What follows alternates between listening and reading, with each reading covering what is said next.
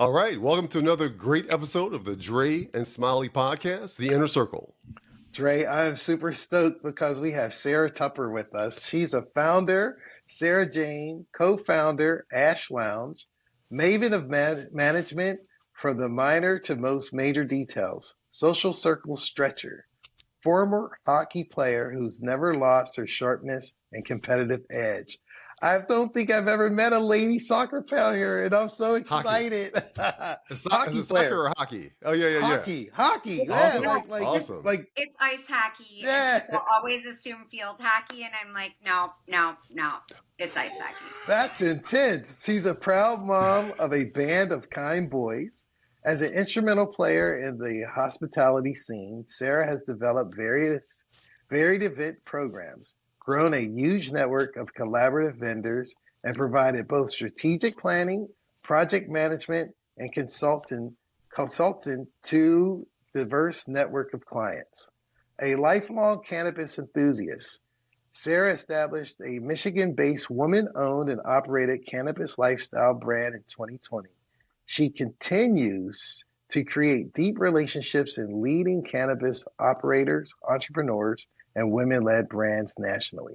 Sarah understands what makes Midwest women special and unique, and has dedicated the next part of her career to building event programming for cannabis-curious women with a focus on cannabis-driven hospitality and operations. And that is such a cool bio. And the question I want to start off with is, tell our listeners about the ice hockey. Was it professional? Was it college? Or ice hockey to cannabis? How did that go? I know, right? You never, interesting skill set. No, I'm a Midwestern girl, so I grew up like in the 90s here in Michigan, and there's not a lot to do here, you guys, in the winter. So you have to like kind of embrace like the weather and get sporty and be creative and expend some energy. So I grew up, my dad is a lifelong hockey player and athlete, and I learned how to skate when I was really little, and I learned like outside on a pond. I played with the neighborhood, and I really wanted to be a figure skater when I was a little girl so badly. Oh. But my body, my attitude, my whole vibe was definitely more tailored to ice hockey than it ever was to figure skating. So once I put on a pair of hockey skates and I started moving quicker and being able to like kind of, throw some weight around and like freshen out and like move faster, right. I was like, oh, okay, like I get how fun this is. So I played travel ice hockey in, all through my youth and through high school. Dabble a little bit in club hockey in college because back in the day there wasn't a women's team to play for. And female athletics have, matured immensely in the past 25 years. So, but yeah, I grew up and I loved it. And now I have 3 kids and nobody plays hockey. So what? Oh. They're missing out, it sounds like. Yeah, I still get to go skating every year on my birthday. All my dudes take me, and it's still one of my most favorite things to do. So yes, I mean, I love sports. I love being outside. I love moving around. I like action. I'm a fast walker. I'm a fast talker. I'm a fast mover. Okay. Awesome. Well, thank you. Well, thank you for telling us about that, your hockey experience. But now if we can move into Ashe Lounge and your cannabis experiences, can you give us just a umbrella elevator pitch about that? Yeah. I am, as my bio stated, pretty much a lifelong cannabis enthusiast. And I have dabbled in cannabis consumption in one method, in one way or another, through most of my young adult and adult life, let's say. And I just started to notice here in the Midwest that as I was getting older as a female, I was using cannabis differently. And I was really starting to reframe my thoughts on what this plant can do for people and for women specifically.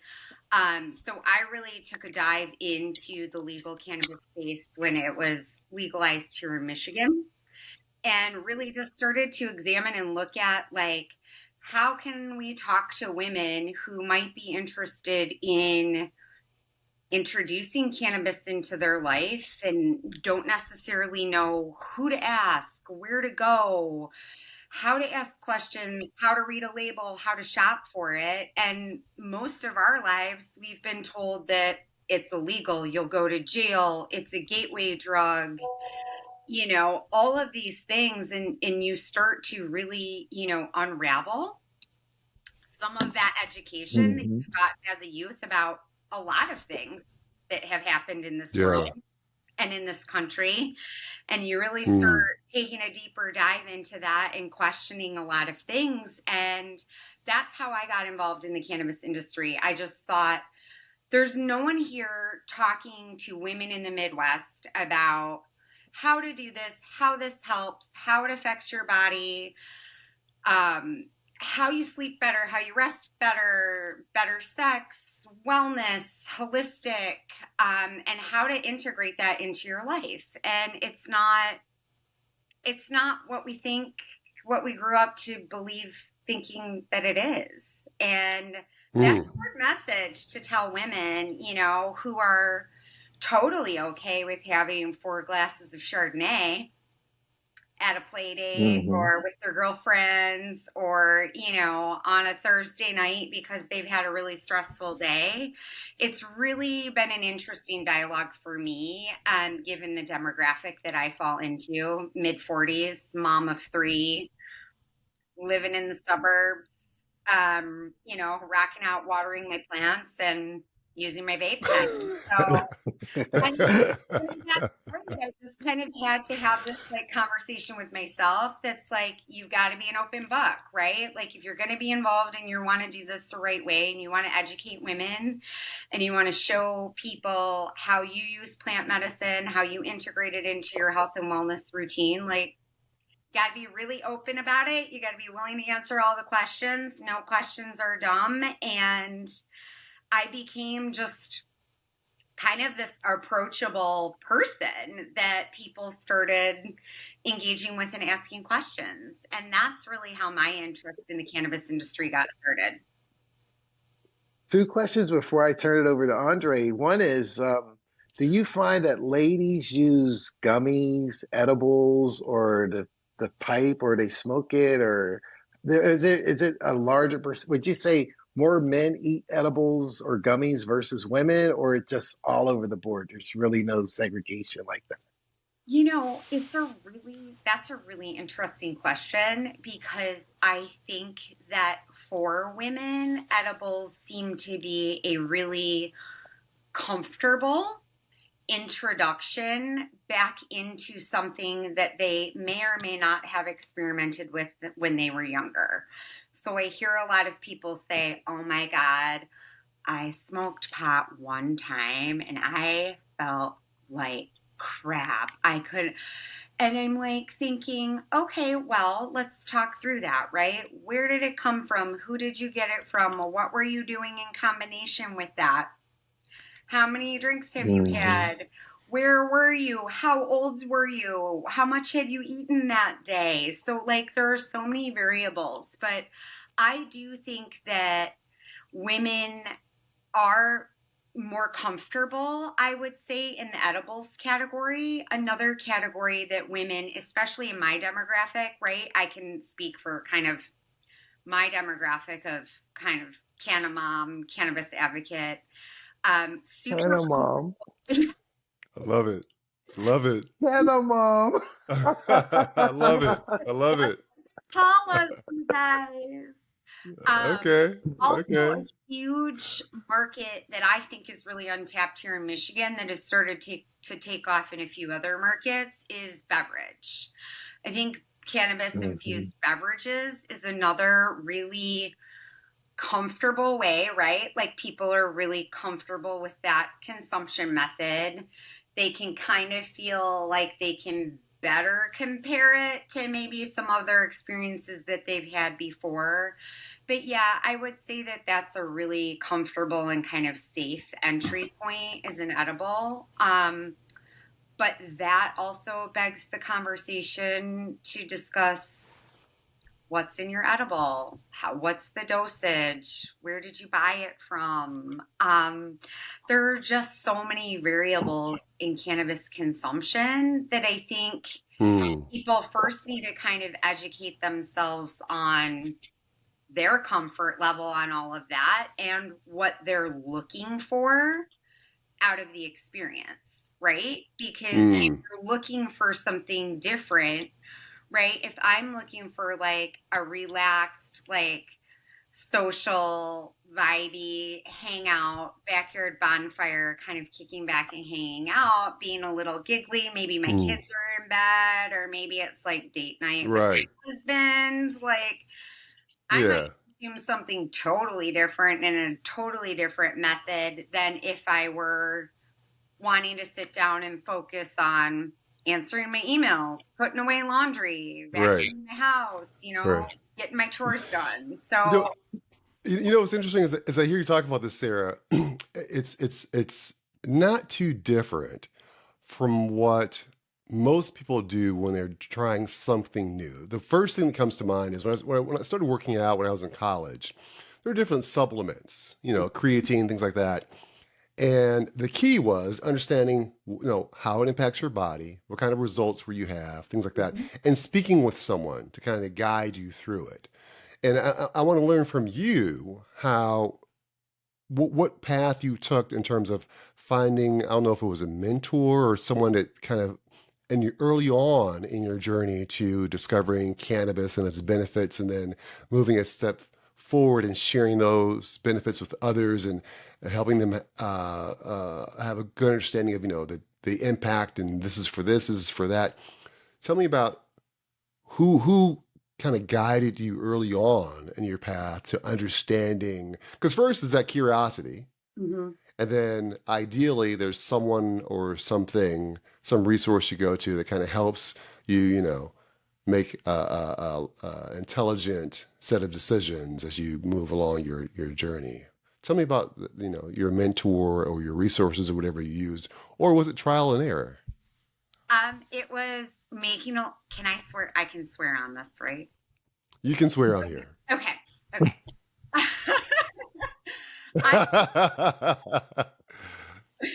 I would Be yourself. Yeah, I know. Well, I just his years. I spent the last hour playing hide and go seek, and then I was like, "Whoa, I gotta go." So I would say that cannabis mentorship is really different in this space, and I found out very, very quickly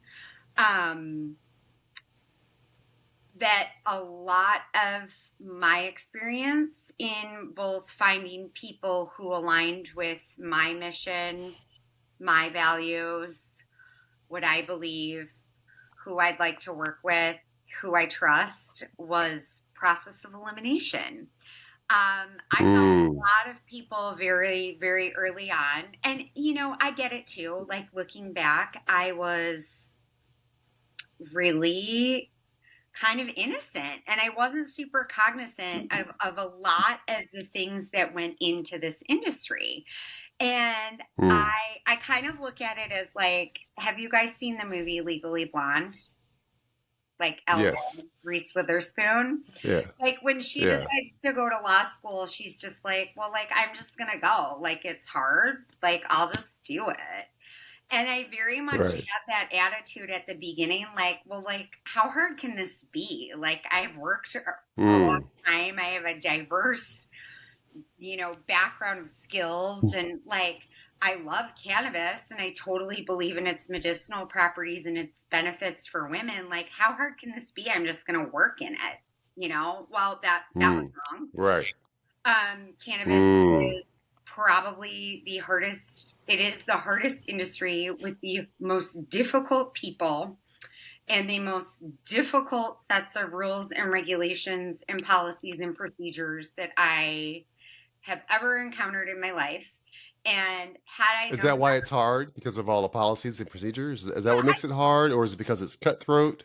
I think it's a combination of a lot of, from my lens, and what I learned very quickly was that a lot of the people kind of in the upper echelon of this industry aren't aren't consumers, don't understand, and aren't embedded in any of the cannabis culture, the conversations, the community, um, all of the policies and procedures, this rhetoric, the miseducation of cannabis, like for society, and just don't have a clear lens on what's actually happening kind of on the ground floor.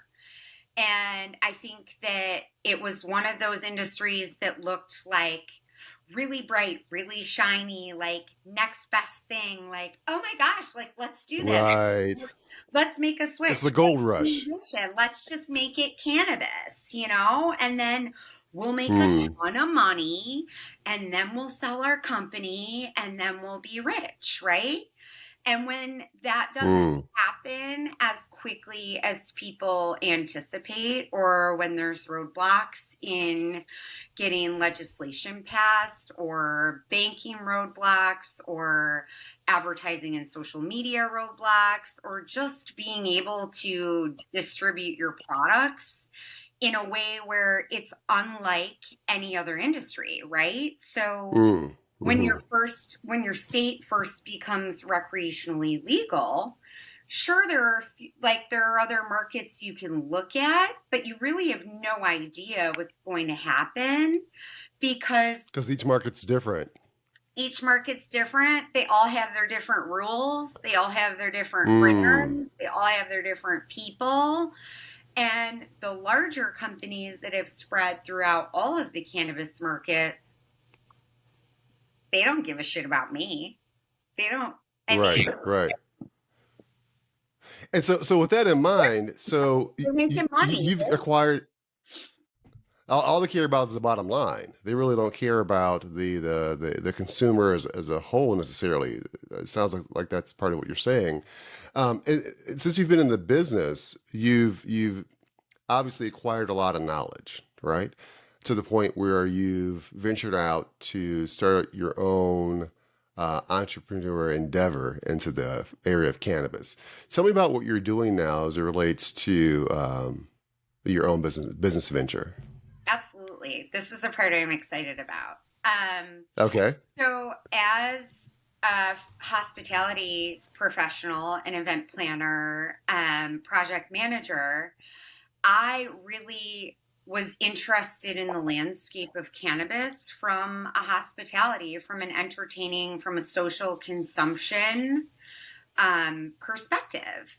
And it was really interesting. It still is very interesting to me that Michigan is a space where cannabis is recreationally legal, right? Meaning that you can walk in and purchase that if you're above the age of 21. And there is not that many places or spaces where you can engage in your cannabis consumption socially or with other people. So, Hmm. yep, that's great. That's super great that I can go home and I can sit on my porch and I can smoke, and that I can be in the privacy of my own home and I can have friends over. But really, we are all working so hard to destigmatize this plant and really change people's perceptions on how you engage with cannabis and what that looks like, and how all of these messages that you've been given your whole life are actually false.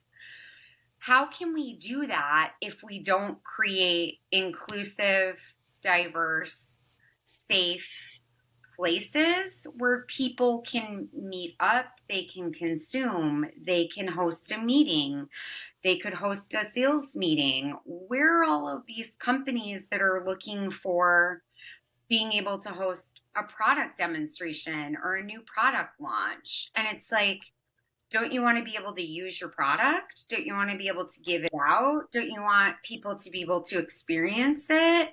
Don't you want firsthand feedback from a diverse group of consumers?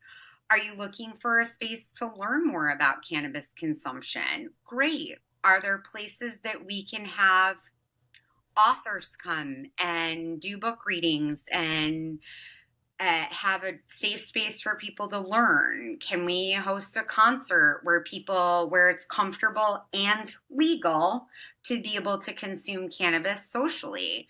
How do we build this infrastructure of destigmatizing cannabis if we have no place to use it, right?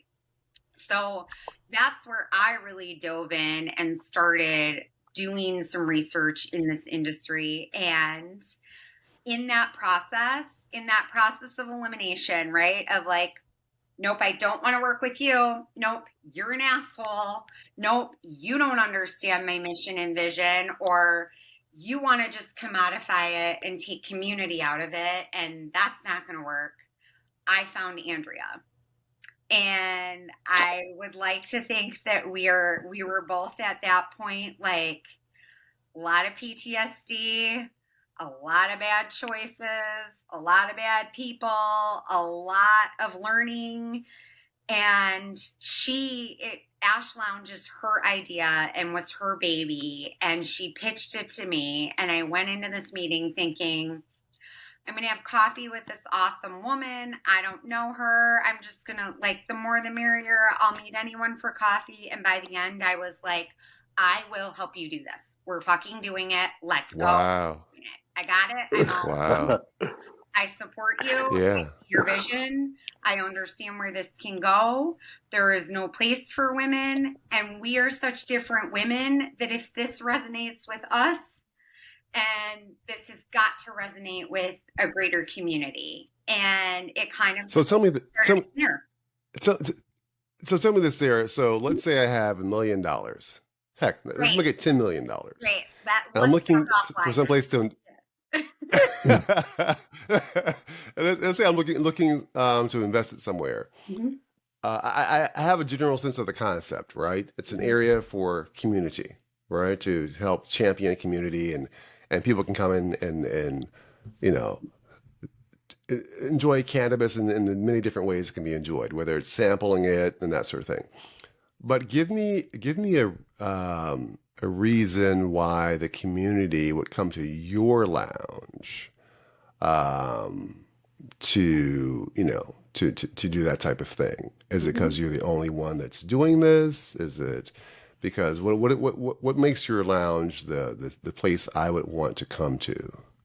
Yeah, that's a great question. I think that is a multi-leveled response for me, and for the way I like to support people and give money to people. Mm-hmm. I'm always very concerned and want to do my research on who is the owner of the company and how am I empowering other people. So I look at that even when I purchase cannabis.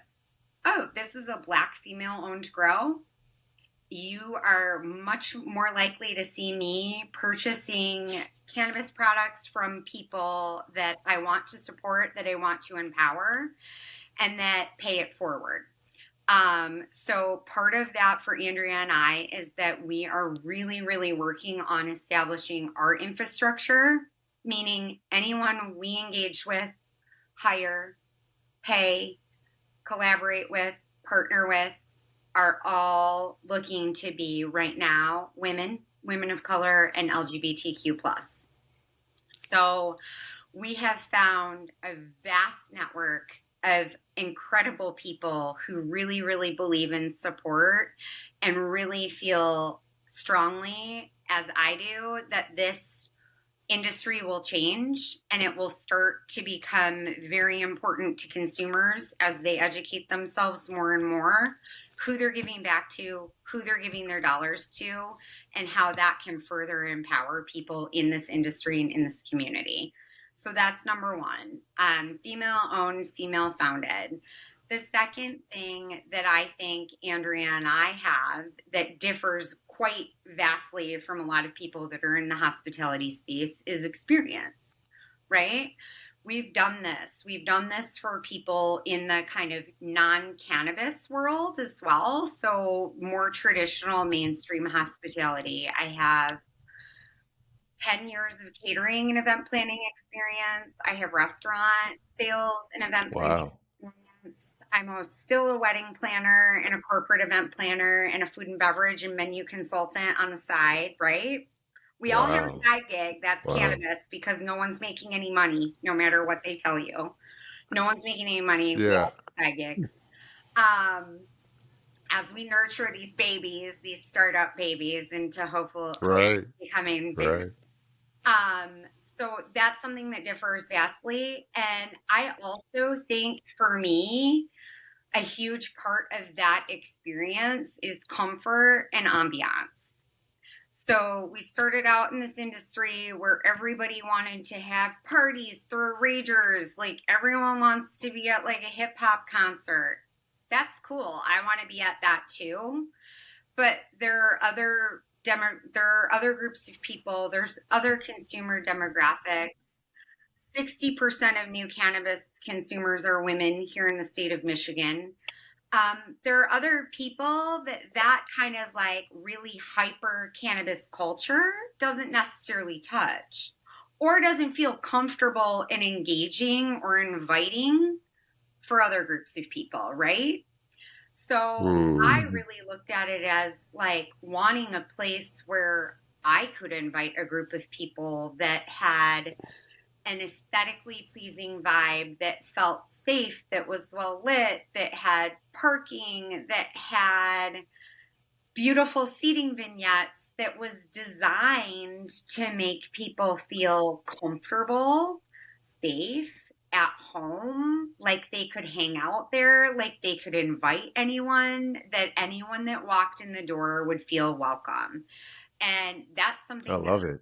hospitality professionals can do because we've always worked with such a diverse network of people. So I think those I are love it. probably my top three differentials that I really look for in an Yeah. experience. If I'm going to spend money and Yeah. go out, I want it to be worth it. I want it to be valuable. I want it to be able to be fun and engaging, but also educational. And like, I'm giving something back. I'm supporting people that I believe in. What's the address? What time can I be there? What are the hours? I'm ready to go. I'm ready to go. So right I'm now, sold. right now it's my house. So, Okay, we'll okay. yeah, I'll come there too. okay. Wherever. I love it. Now, Go ahead, now you Smiley. mentioned earlier, I'm going to circle back. You had mentioned roadblocks. So, from the regulatory perspective, the federal, the Banking Act, and all the different rules and regulations, which roadblock removal would be best for what you're doing with your lounge? If we I would had to sell, if Dre had 10 million, let's assume I had political power. If you could just remove one roadblock, was it descheduling the cannabis? Is it getting the Banking Act? Which one would give your business the most injection of momentum? For us, it would be banking because it would allow us to be able to utilize like a bank loan or a construction loan to get started rather than having to have so much flush capital right at the beginning. Mm-hmm. I think that is the biggest roadblock in general in cannabis is capital, right? Like the market is not great right now. It is certainly not stable. People kind of threw all their dollars like into that pot, no pun intended, really, really fun. And with the expectation that they were going to get this huge return on their investment, right? Very quickly. And when that didn't happen, the money kind of dried out. For us, being women, there are so many other opportunities that we could take like advantage of, from like a small business loan, from a female entrepreneurship group, from all of these different areas, applying for scholarships through female founders networks and collectives that we can't do because of the genre of work we do. So that makes it really difficult. So it's like, in order to buy a building, right? Most people would have to have like a percentage of the down payment. They can finance it, and then you could get a construction loan, right? Those roadblocks and those regulations are so different for us that, and everything is so expensive because it's so regulated. I would also say that rolls into like legal fees and counsel. Huge, very important Mm-hmm. part that I learned really early on. You have to have a good lawyer. You have to have a lawyer that understands the changing policies, the changing regulations, what you can and can't do, how to partner with somebody else. Just the structure of your company sometimes looks different because of this industry. And lawyers are expensive. And guess what? Cannabis lawyers are even more expensive because they're so specialized. So I think that's the roadblock, really, just to generalize it, is it's so specialized and it's so niche that there aren't a lot of people that are doing it the right way. So there's not a lot of Mm-hmm. access to money and resources unless you're an already established multi-million dollar company.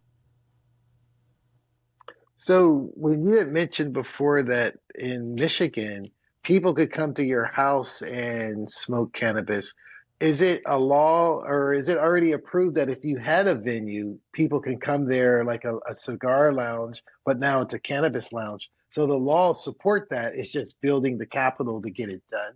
Or does the law say you can only do it in the comfort of your home with friends and you can't do it in a public setting? Is that what the difference is?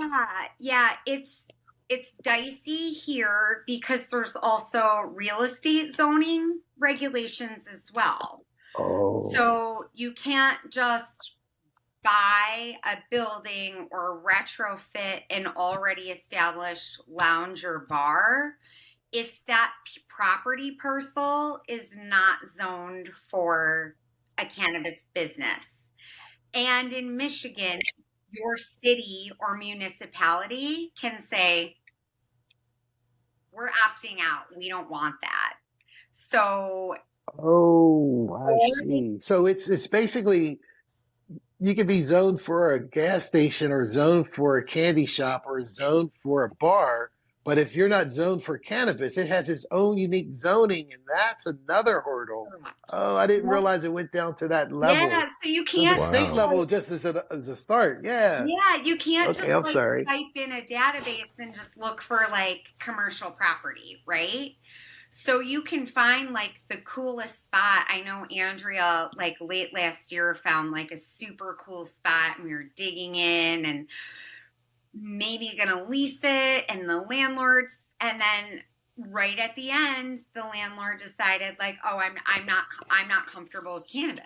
And that's their right, right? Oh, Even though their yeah. property fell in a zone of real estate where we could have had a cannabis business. So, yeah, Oh, and again, this is where like proper legal counsel comes in too, because I can review laws and rules and regulations that change, I mean, really very quickly, sometimes quarterly.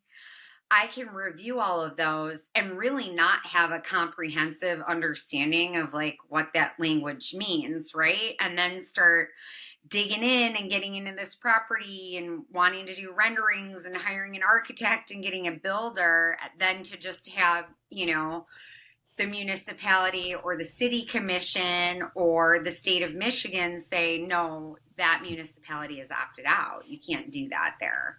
So it already kind of Wow. narrows oh, your search.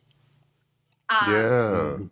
and for us, for a cannabis consumption lounge, right? Like vibe, the way it looks on the outside, neighborhood, like all of that is really important. So the criteria starts, getting long, and then the list of areas that you can search out narrows, and you're kind of stuck. And I would like to say, Andrea and I are kind of stuck in this hamster wheel right now of like, what comes Yeah. first, the money or the property or the money? Like, we need the money to get the property, but you need the property to get your license To get the from the loan. state of Michigan, Right. address to put on the application. So it's like, and I've never done this before, right? A lot of people who do this are real estate developers. I'm learning as I go because I want to learn how to do it myself so that I know how to do it myself. And Andrea and I are really scrappy and we're hustlers. So we're just figuring it out as we go. Awesome. You have your work cut out for you. So let me ask you this. You've shared a lot, which we both really appreciate. You know, the world of cannabis, it's so, you know, there's so much stigma around it. And with the past few guests we've had, yourself included, it's helped to really destigmatize it. So let me just say thanks for that. So before we get to the final four, one question for you. What's one thing that most people don't know about you that you wish they knew? I can come off very, very blunt and to the point and direct, but I'm actually a very, very deep empath and I feel lots of feelings too. So what people think may not offend me or not make me feel upset, or maybe they think I'm not thinking anything of it.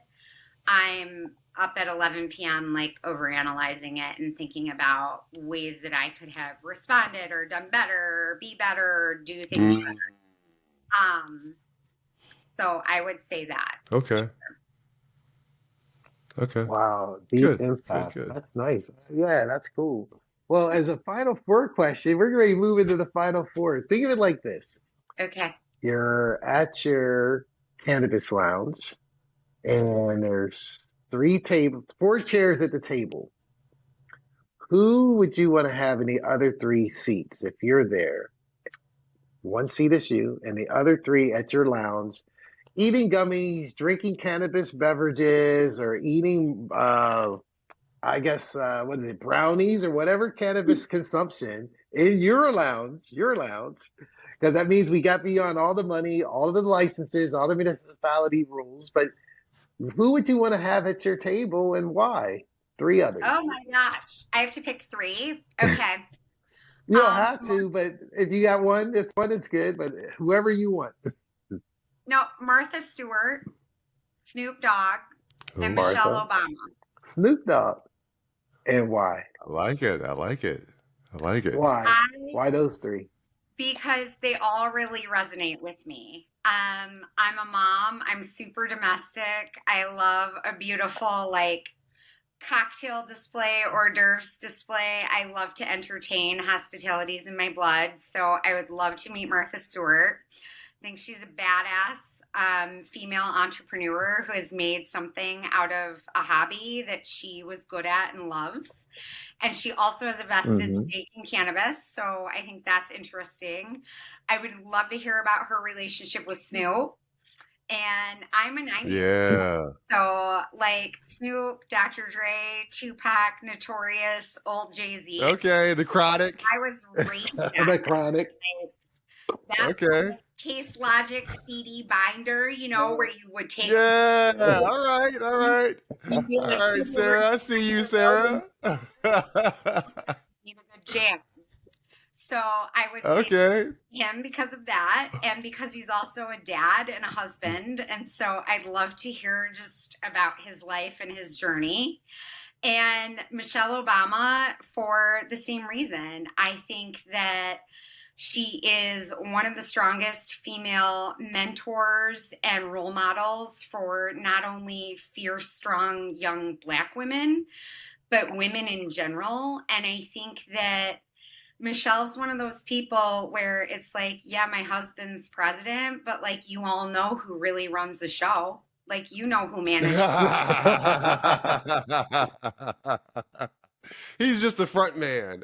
Yeah, she's the puppet master. He's the puppet. You put any of my sons in here right now, they would tell you. They would tell you. So. Yeah. Awesome. Have you had a chance to read her book yet? Yeah, I've read her book. Her first one. Phenomenal. Yeah. Good. Yeah. Yeah. That's a good one. Yeah. So, what's been your greatest success Professionally or personally, what's been your greatest success? I would say my greatest success is really as as much as I possibly can being able to manage being a mom and also being an entrepreneur. And Mm, it's really hard and there's no work-life balance, but mm, I'm able to do that because I have a phenomenal partner who is not afraid mm, to be married to a strong woman who is doing her mm. own thing, and he allows me to be me and embraces all of those facets. And when mama's got to work, then dad's got to pick up the kids from school. So I would say, like, Yeah, that I think that that would be, I would call that my biggest success, is being able to manage my family and also have them see what it looks like to have a mom who goes after what she wants and works really hard. and you have three boys, is that right? I do. I live Yeah. with So all of my you. mom, yeah, my mom has three boys. I have two brothers, and I have a number of siblings, but my mom has three boys. And I always tell her the reason that she has three boys is because God realized the amount of patience that she has. But because not everybody can handle having three boys. It's a it's a whole other It is world. Am I like, right? yeah, and it is just a different scene here. Like right before I was logging on, I was literally like yelling in the hallway because Yeah. everyone was Right. screaming and like people were like Right. knocking into walls. And I'm just like, you guys Right. go Right. outside. Yeah, it's a lot, but I don't Yeah. know. I don't know. I never craved like the daughter vibe. I think daughters can be Right. a lot too. I mean, I remember I was a lot. Sure. Just different. I still am Yeah. a It's lot. just different. Yes. Yeah. Awesome. Well, tell me, what is your superpower? What is something that's uniquely you? Superman flies, the Hulk has his strength, and the Flash is really, really fast. What is Sarah Tupper's superpower? I have the ability to be able to relate to a diverse group of people and a new person on being able to find something in common. Wow, that's Awesome. great. That's good. Yeah. So you clearly have had a dynamic life, right? If you were to write a book about it, what would the title be? Oh God. Oh my gosh. Um, that's a really Don't good. bite your tongue. I mean, or like, yeah, or like my first thing was like this thing, my husband and I always like, yeah. Um, my husband's name is Brian, and we always like joke around that if we had like a reality show, like an MTV '90s reality show, it just would be called like Yeah, yeah, yeah. Sarah and Brian are always really trying because it always feels I like like it. like we're like we just got to get to the end of the day, and then things will calm down. Right. The next day starts, and Yeah, we yeah. got to make it to the end of this week, and we're good to go. We're coasting, and so yeah. Yeah. I mean, I don't know. I don't know, you guys. I might have to think on that. I might email you guys that. Okay. Yeah, I, yeah, yeah, I, yeah. I like Sarah and Brian, always trying. That's Try a it. nice title. That Yeah. works. That works. Yeah, yeah, Well, yeah. Sarah, this has been most enlightening. I really want to thank you for taking the time, especially on a Sunday, to speak with us and to share your vision, your mission, your lounge, and your experiences. So thank you Thank you very guys. much for being on the podcast. I really appreciate you guys. You guys are awesome, and I've listened to a few older episodes. So like Great. Andrea told me like what a great experience it was. So I have to ask you two: are you cannabis consumers? Yes. I haven't tried it yet. No, I'm afraid. Let me tell you a story real quick. So watching, different people, different celebrities use it, like Seth Rogen, I want to hear Smiley's input here. Seth Rogen, he's a avid cannabis consumer. He obviously Snoop Dogg too. I'm sorry. Seth was saying that he shared cannabis with a friend of his. I forget who it was. And that friend, after smoking it, was like just like gone, like freaking out, and wasn't sure where he was and what he was doing. So since then, Seth is like, I'm very mindful of who I share my cannabis with because this isn't the everyday cannabis. So a lot of things I'm learning from you and Andrea and Elizabeth is that I didn't know this before, is that you have to be mindful of what you're consuming, how you're consuming it, and where you're consuming it, et cetera. There's a lot of factors that come into play, which is one of the reasons why I really haven't explored it. Plus, I'm not very daring. So yeah, to answer your question, I haven't yet. Okay. No. So Smiley. my direct answer is in college, and I graduated in '88. I was a cannabis traditional legacy weed user. But then when I got a job, they were like, we were drug tested. So I haven't touched anything.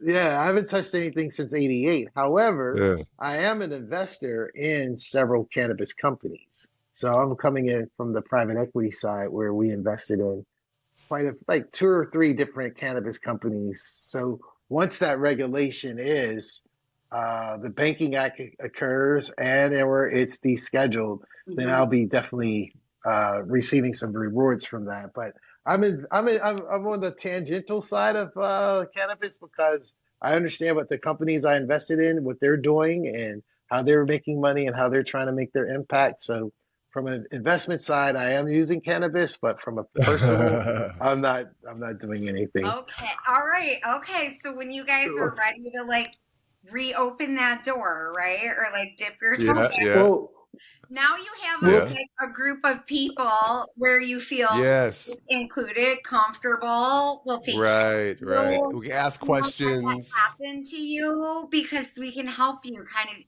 like have it's your own journey, right? Like just like everybody has a personal journey with all of the different things that they use for health and wellness and all of your That's tools in right. the toolbox. So we can help you with that. That's right. well, I don't want to speak for Dre, but whenever you open your lounge, the grand opening, I will come and consume a beverage in your lounge whenever it's open. So hopefully Perfect. that'll be sooner than later, You but know what? just You let know me what? know whenever you say the grand opening, let me know and then I'll fly Okay. up so we can I'm come and taking you up I'll, on participate in I'll be cannabis there. in your lounge. because I'll be Please there. do. I'll be there. do a live podcast. So that's That'll what I work Well, would too.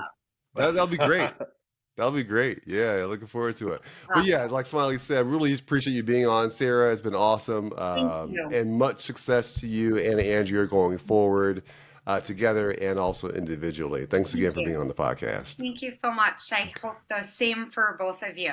So anything we can do to help you, let us know. All right.